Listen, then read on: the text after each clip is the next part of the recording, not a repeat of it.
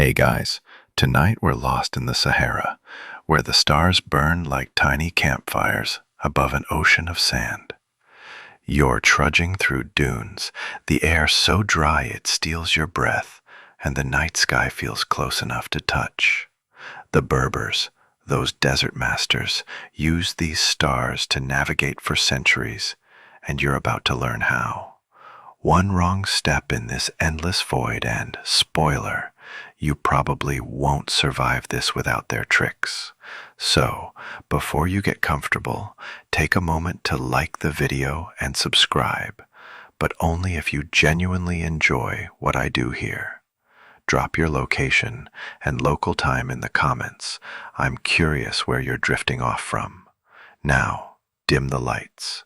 Maybe turn on a fan for that soft background hum, and let's ease into tonight's journey together.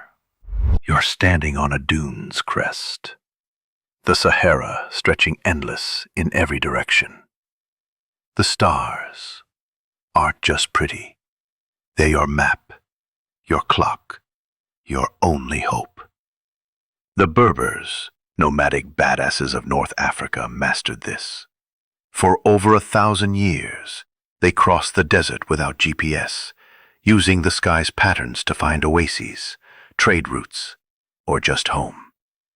Picture yourself as one of them, your camel swaying, your eyes locked on the heavens. The Milky Way's a glowing smear, and you're supposed to know what it's saying. Sounds fun, right? Except one misread star, and you're sipping sand instead of water. Historically, Berbers relied on oral traditions to pass down star knowledge. By 500 BCE, they were already tracking constellations to guide seasonal migrations. That's mainstream fact. Archaeologists found rock art in Algeria's Tassili Najjar showing celestial patterns. But here's a quirky tidbit. Some Berber tribes believed certain stars were the souls of ancestors, winking to keep you on track. Imagine squinting at a star, wondering if it's great-grandpa giving you a cosmic thumbs up. Historians still argue whether these beliefs shaped navigation more than pure astronomy. Was it faith or math keeping them alive? You start with the basics. The Berbers didn't have fancy telescopes, just their eyes and stories. You learn to spot the North Star, Polaris, low on the horizon. It's not as bright here as in Europe, but it's steady, anchoring the sky. You notice how it never moves, while other stars wheel around it. This is your first lesson. Find north, and you've got a starting point. The Berbers called it the nail of the sky, which, let's be honest, sounds way cooler than Polaris. You smirk, imagining some ancient Berber kid forgetting the name and getting a stern lecture under the stars. Now you're trying to memorize key constellations. The Berbers didn't use Greek names like Orion or Ursa Major. Their skies had different stories tied to desert life. One cluster, shaped like a camel's hump, marked the path to a southern oasis. You squint, trying to see it, but the stars blur together. A Berber elder would probably roll their eyes at your rookie mistake. Patience, they'd say, their voice low and gravelly.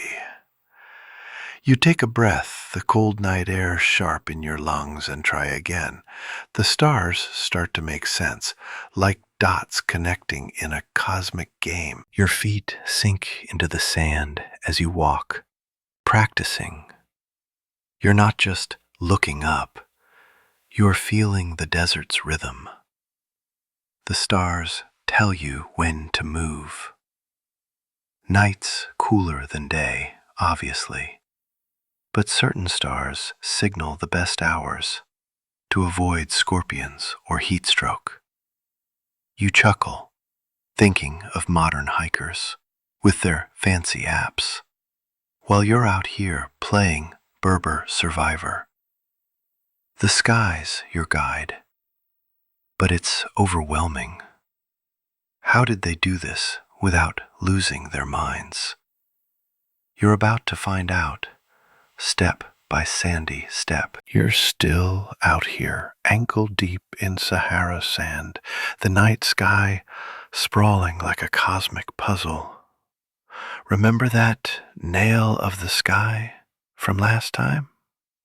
It's your anchor, but now you're decoding the real map, the constellations the Berbers used to survive this sun-scorched void. The stars twinkle, mocking your newbie status, but you're learning. Each cluster tells a story, a direction, a lifeline. The desert's a beast, and these glowing dots are your only cheat code. The Berbers didn't just see stars. They saw patterns tied to their world. You're squinting at a constellation they called the Camel's Burden, a jagged line of stars resembling a loaded pack. It points southeast toward a trade hub like Gadamus. Historical records confirm Berber traders used such patterns as early as 200 BCE, navigating to oases with eerie precision. That's your mainstream fact. Ancient texts from Carthage mention Berber guides outsmarting rivals with star-based routes. But here's the quirky bit. Some tribes swore this constellation moved slightly each generation, like a cosmic prankster. Elders would argue over its true shape, probably over date wine. Historians still debate whether these shifts were real astronomical changes or just storytelling flair. Did the stars move, or did the Berbers' myths? You're trying to memorize this map, but it's not like flipping open Google Maps. The Sahara's sky is absurdly clear, no light pollution, just raw starlight. You spot the water jar, a tight knot of stars marking a northern well. It's faint, and you nearly miss it, earning an imaginary Berber side-eye. You chuckle, picturing yourself explaining to an elder that you almost found it. They'd probably hand you a camel and tell you to walk it off. The key is repetition. Berbers learned by watching, night after night, until the sky was muscle memory. Each constellation has a job. The scorpion's tail curves west, warning of rocky terrain. You trace it with your finger, feeling like a kid connecting dots. The Berbers tied these to practical needs: trade, water, safety. You're starting to get it. The sky isn't random. It's a desert survival manual. You walk a few steps, testing your bearings. The sand shifts underfoot, cool now, but ready to roast you by noon. A modern GPS would choke in this dust, but the stars, they're eternal, or at least Berber-level reliable. You're also noticing patterns within patterns. The Berbers use star chains, lines of lesser stars linking major constellations. One chain, the Trader's Path, stretches from the Camel's Burden to a faint star near the horizon. It's like a cosmic breadcrumb trail to an oasis. You try following it, stumbling over a dune. Okay, maybe you're not a pro yet. You laugh, imagining a Berber kid out-navigating you before their first beard. But you keep at it, the stars urging you on. The desert silence is loud, broken only by your breathing and the occasional lizard skitter. You're internalizing the sky's rhythm, but it's humbling. The Berbers made this look easy, weaving constellations into their lives like second nature. You're just scratching the surface, but the stars feel closer now, less like distant fires and more like old friends. You glance at the water jar again, double-checking. Yup, still there. Progress, maybe? The night's young, and the Sahara's got more to teach you. The Sahara's night wraps you tight, stars blazing like they've got secrets to spill. You're getting the hang of constellations like the camel's burden, but now it's time to learn when to move. The Berbers didn't just follow stars for direction, they used them as a cosmic clock, timing their treks to dodge the desert's worst moods. You're crouched by a dying fire, an elder's voice guiding you through the sky's rhythm. The sand's cool under your toes, but you know it'll fry you by midday. The Berbers tracked stars to schedule everything: travel, rest, even storytelling. By 300 CE, they were using stellar cycles to plan seasonal migrations, a fact backed by Roman accounts of Berber trade caravans hitting markets right on cue. That's your mainstream history. Now for the quirky. Some tribes believed a faint star, the sleeper, signaled the exact moment to break camp. If you moved too early, legend said, the desert spirits would trip you up. Historians still argue whether the sleeper was a real star or a mythic vibe check. Was it astronomy or superstition steering their timing? You're learning to read the sky's clock. The elder points to a star cluster, the goat herd, rising just above the horizon. When it's halfway up, it's time to pack the camels, roughly 2 hours past midnight. You squint, trying to gauge its height. Feels like guessing a Wi-Fi signal's strength, and you're definitely not nailing it. You chuckle, imagining the elder muttering, "City kid, stick to your apps." But you keep watching, the stars creeping higher, each movement a tick of the desert's clock. Timing's critical. Move too late and the sun turns the Sahara into a skillet. Too early and you're stumbling in the dark, risking a twisted ankle or a cranky camel. You notice how the Berbers paired stars with nature's cues. When the goat herd hits its peak, the night's coldest, perfect for marching. You're starting to feel the desert's pulse, sinking your steps to the sky. It's not just about where you're going, it's when. You try applying this. The elder quizzes you. When's the water jar at its zenith? You fumble, pointing vaguely upward. Wrong, it's lower, marking the pre-dawn hour for watering the herd. You laugh, picturing yourself as the world's worst Berber intern. But you're getting it, slowly. The stars aren't just a map, they're a schedule, etched in light. You glance at the sleeper, wondering if those spirits are watching. Better not test them. The fire's embers glow faint now. The elder's voice, softer. You're absorbing the lesson, but it's humbling. The Berbers made split-second calls based on stars, while you're still double-checking. The desert doesn't care about your learning curve, but the sky's patient, teaching you its tempo. You stand, stretching, ready to practice. The goat herd's climbing, and you've got a long night ahead. The Sahara's night hums around you, stars pulsing like they're whispering old tales.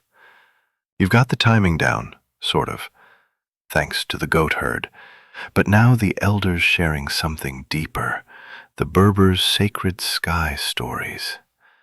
These aren't just bedtime fables. They tie the stars to their gods, weaving meaning into every twinkling dot.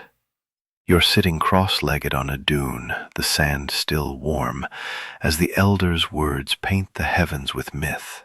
The Berbers wove cosmology into their faith. By 100 CE, inscriptions in Libya's Fezzan region show they honored celestial deities, linking stars to divine guidance, a solid historical fact. Now, the quirky tidbit. Some tribes believed a constellation, the weaver's loom, was spun by a goddess to trap lost souls, guiding them home via starlight. You glance up, half expecting to see a cosmic net. Historians still debate whether these myths were mnemonic tools or pure spiritual belief. Did stories help them memorize the sky, or were they praying to it? The elder points to the weaver's loom, its stars forming a faint crisscrossed shape. She says it's the goddess Tanit's work, her light keeping you safe. You nod, but you're skeptical. Modern you wants data, not deities. Still, the story sticks, making the constellation easier to spot. You smirk, thinking of explaining Tanit to your friends back home. Yeah, my GPS is a goddess now. The elder doesn't laugh. Her eyes are on the sky, reverent. Another tale unfolds. The hyena's eye, a lone bright star. It's the trickster god Idir, watching travelers. Steer toward it, and you'll find water. Ignore it, and you're doomed.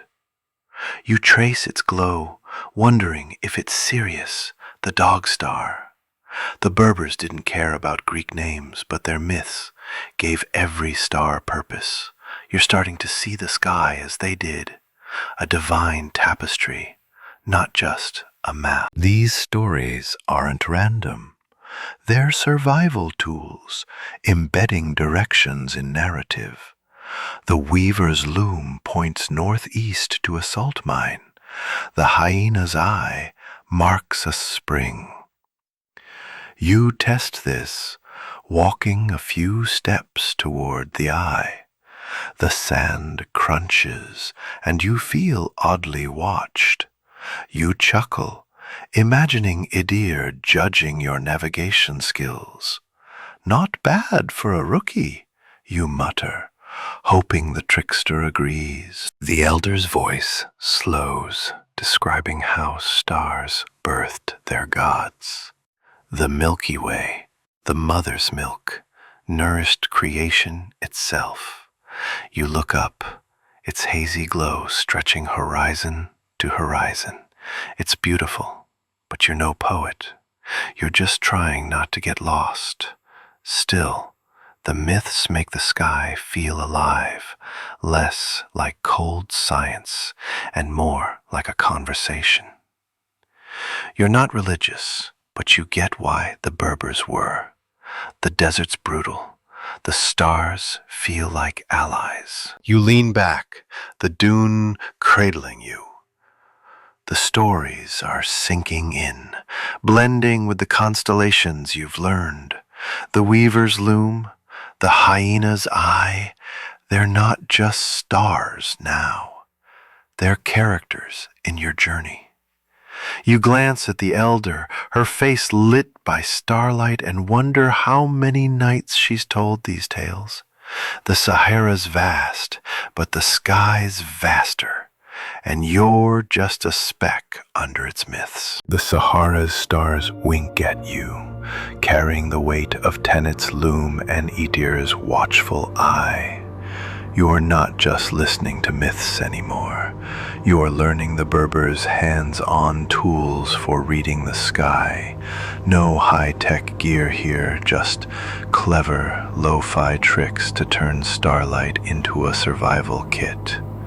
You're kneeling beside an elder, the desert's chill creeping through your robe as he unpacks the Berbers' stargazing arsenal. The sand smells faintly of dust and time. The Berbers crafted simple instruments to track celestial patterns. By 400 CE, they used notched sticks and stretched cords to measure star angles, a fact etched in Moroccan cave carvings. That's your mainstream history.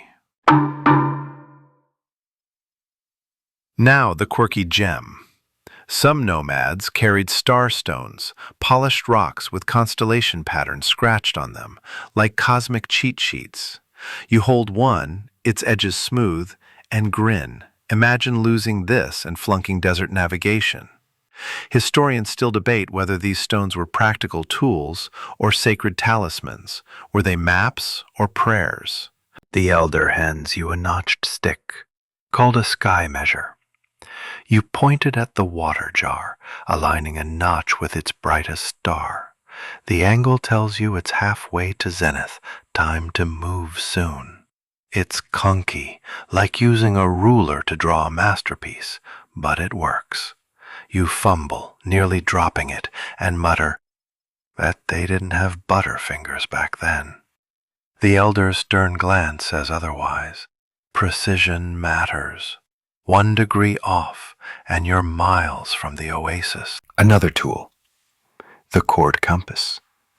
You stretch a weighted string between two stars, like the hyena's eye and a faint neighbor. The angle between them points to a trade post. You try it, the cord taut in your hands, but the wind makes it wobble. You laugh, picturing a Berber teen mastering this while you're still tangling string. These tools are genius, portable, durable, and sandstorm-proof, unlike your phone's dead battery. You also learn about shadow sticks. By day, they'd plant a stick, track its shadow, and align it with night stars. You test one, jamming it into the sand. It's crude but effective, tying the sun to the stars. The elder nods a rare approval. You're starting to feel like less of a desert rookie, though you'd still trade this for a cold drink and Wi-Fi. The tools aren't just practical, they're cultural. Each sky measure was carved with tribal marks, a mix of pride and prayer. You trace one, feeling the grooves. It's humbling. Centuries of nomads trusted these to survive, while you're sweating over a stick. The stars above feel sharper now, their positions clearer through these tools. You spot the camel's burden, its angle confirming your path.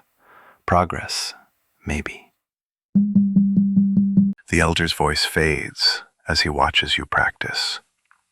The desert's vast, but these tools shrink it, making the sky a partner.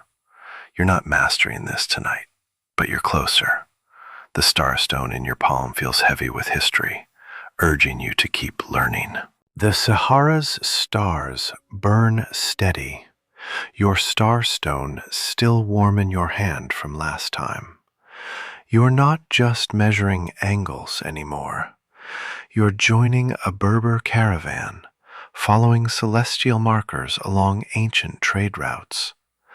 The desert hums with purpose, camels grumbling, the air sharp with dust. You're learning how the Berbers used the sky to crisscross this sandy maze, linking oases and markets with cosmic precision.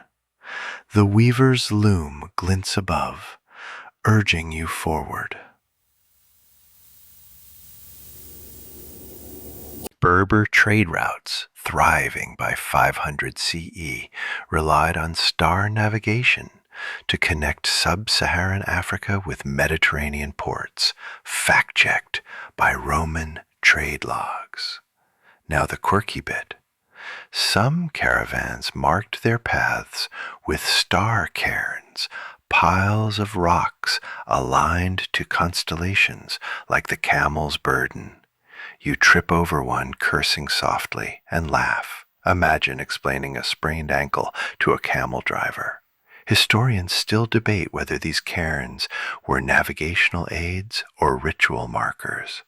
Were they practical or sacred? You're walking with the caravan, eyes on the hyena's eye. It leads to a salt mine, a lifeline for trade. The elder taught you to check its angle against the water jar. Too high and you veered off. You try using your cord compass, but the camel's sway throws you. Great. Now I'm drunk navigator. You mutter, picturing the caravan leaving you behind. The stars don't waver, though, guiding the group like a silent GPS. The route's brutal. Dunes shift, landmarks vanish. You learn to trust the sky over the sand. The trader's path, that star chain you stumbled over before, points to an oasis. You spot it, feeling smug, until a trader corrects your angle. Okay, humbling. The Berbers memorized dozens of routes, each tied to specific stars. You're barely managing one. But the caravan's pace keeps you sharp. Deepens, the air colder. You notice how the Berbers blend stars with instinct. When the goat herd rises, they speed up, racing dawn's heat. You try keeping up, your sandals slipping. The caravan's rhythm feels alive, tied to the sky's pulse. You smirk, thinking of modern truckers with their playlists. These guys had constellations. The stars also mark dangers. The scorpion's tail warns of rocky ground ahead. You squint, adjusting your path, and avoid a jagged outcrop. Nice save. The Berber system wasn't just about reaching destinations. It was about surviving the journey. You're starting to respect their hustle. Trade wasn't just profit. It was defiance against the desert. The caravan halts near a dune, the elder scanning the sky. You're exhausted but hooked, the stars no longer distant but part of the trek. The hyena's eye blinks, promising water soon. You're not a trader yet, but you're walking their path, one starry step at a time. The Sahara's relentless, and you're still with the caravan. The hyena's eye guiding you toward water. But now the desert's throwing a tantrum. Sandstorms swirl, threatening to erase the stars you've learned to trust. You're learning how the Berbers navigated when the sky turned traitor, their cosmic map obscured by chaos. The wind howls, stinging your face with sand, and you're squinting to keep the water jar in sight. This is where their skills were tested, and yours are too. By 600 CE, Berber navigators were known for outsmarting sandstorms, using stars and memory to stay on course. Medieval Arab chroniclers praised their grit. That's your mainstream fact. Here's the quirky one. Some tribes used storm chants, rhythmic songs tied to star positions, to recall routes when visibility dropped. You try humming one, feeling silly, but it helps you focus. Historians still argue whether these chants were mnemonic devices or spiritual pleas to calm the desert. Were they singing to the stars or the gods? The storm hits harder, and the camel's burden vanishes behind a sandy veil. You panic, your cord compass useless in the gusts. The elders calm, though, pointing to a faint glow where the goat herd should be. He's using half-seen stars and instinct, honed over decades. You're flailing, sand in your teeth, and mutter, "Guess I'm not stormproof yet." The elder's smirk says you're stating the obvious. You laugh, picturing yourself explaining this to a barista back home. Berbers had tricks for this chaos. They'd memorize star positions relative to each other, so a glimpse of one, like the sleeper, could anchor the rest. You try it, spotting a flicker of the weaver's loom. It's enough to guess your bearing, but you're off by a mile. The caravan adjusts, following the elder's lead. Their memory was their lifeline, turning fleeting starlight into a mental map. Sandstorms weren't the only threat. Clouds could hide the sky, or fatigue could blur your focus. You're exhausted, eyes burning, and the scorpion's tail looks like a smudge. The Berbers countered with teamwork. One navigator watched the sky, another tracked the sand's texture underfoot. You try this, feeling the dunes slope, but you're no pro. At least I didn't fall, you quip, though the wind swallows your words. The storm eases, stars peeking through. You're back on track, the trader's path faintly visible. The Berbers' resilience hits you. They didn't just survive, they thrived in this mess. You're humbled, your modern reliance on tech feeling flimsy. The elder nods, as if he knows.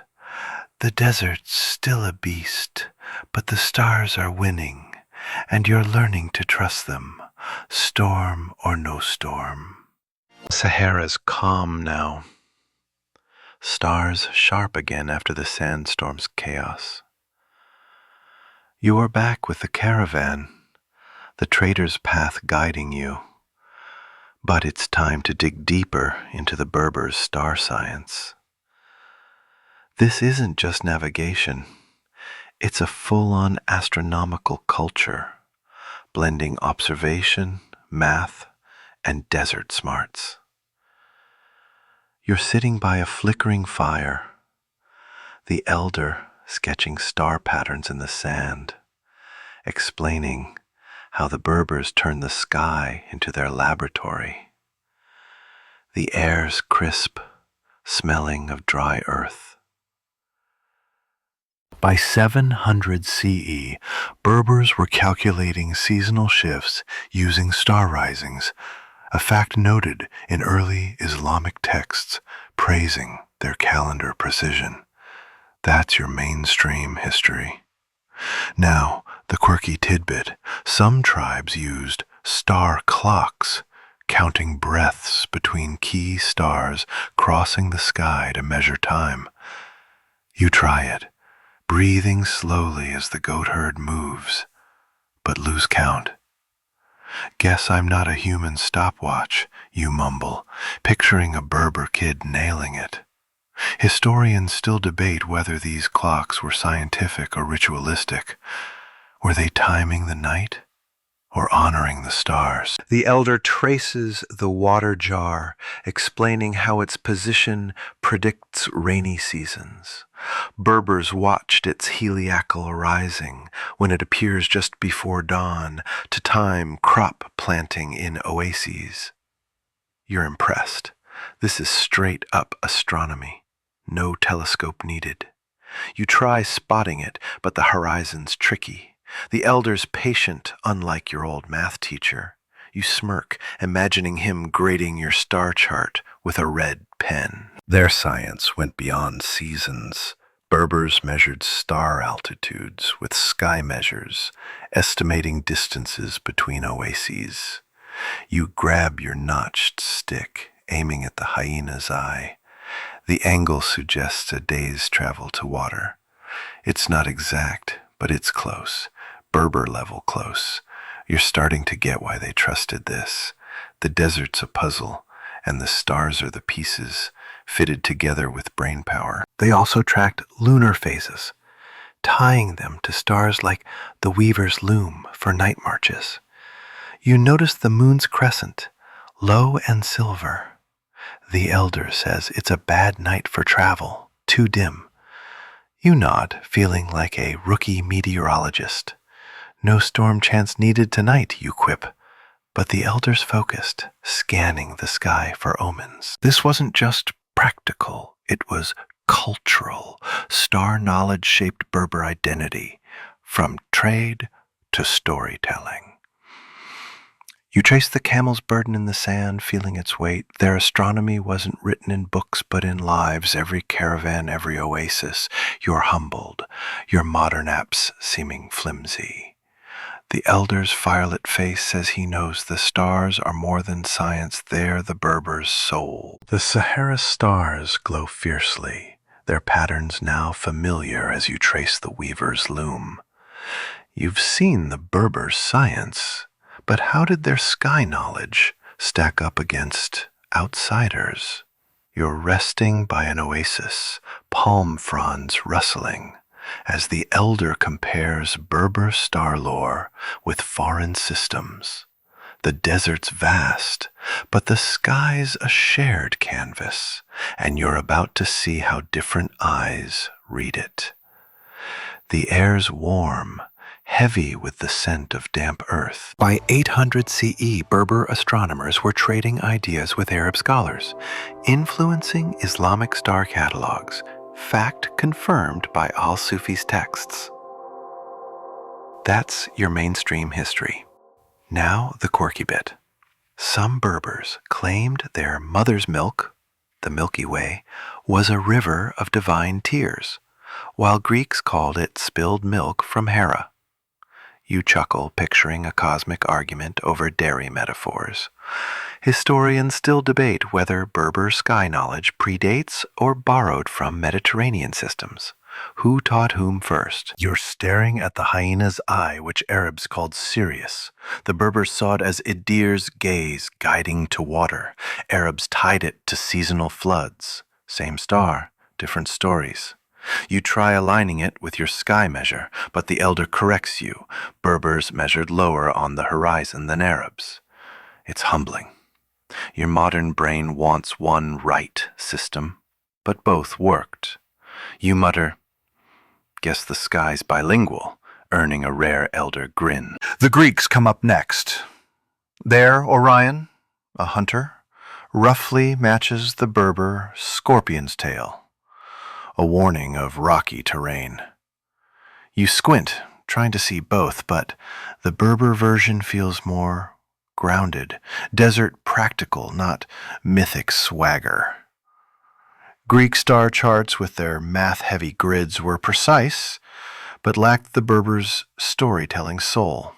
You try plotting Orion's belt with your cord compass, but it feels clunky compared to the Berber way.